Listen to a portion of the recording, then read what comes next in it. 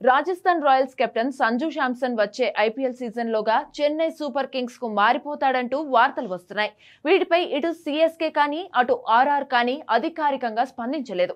సంజు కూడా ఎలాంటి ప్రకటన చేయలేదు. కానీ తాజాగా రాజస్థాన్ క్రికెట్ వర్గాలు వెల్లడించినట్లుగా పలు కథనాలు మాత్రం బయటకు వస్తున్నాయి. ఇంతకీ ఆ ప్రకటనల సారాంశం ఏంటంటే, సంజు శాంసన్ ను తమ జట్టు వదులుకునేదే లేదని రాజస్థాన్ రాయల్స్ వర్గాలు పేర్కొన్నాయి. రాజస్థాన్ రాయల్స్ సంజు శాంసన్ లేదా ఇతర ఏ క్రికెటర్నైనా ట్రేడ్ చేయాలని అనుకోవడం లేదు. మా జట్టులో సంజు ఇప్పటికే సెటిల్ అయిపోయాడు. ఎలాంటి వివాదం లేని సారథి అతడు. కాబట్టి మాకు అతడిని వదులుకోవాల్సిన అవసరం లేదు అని రాజస్థాన్ వర్గాలు వెల్లడించినట్లు తెలుస్తోంది. ఇక ఐపీఎల్లో అత్యంత విజయవంతమైన జట్టు Chennai super Kings. MS Dhoni వంటి క్రికెట్ దిగ్గజం ఆ జట్టును నడిపించాడు. గతేడాది రుతురాజ్ గైక్వాడ్ కు గాయం కావడంతో మధ్యలోనూ ధోని సారథ్యం చేపట్టాడు.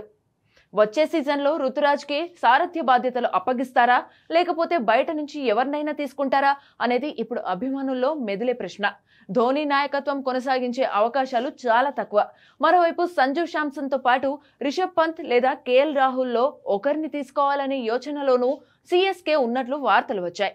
అయితే సంజు నాయకత్వంలో ఐపీఎల్ 2025లో రాజస్థాన్ 9వ స్థానంలో నిలిచింది. మరోవైపు చెన్నై పాయింట్ల పట్టికలో అట్టడుగు స్థానానికి పడిపోయింది.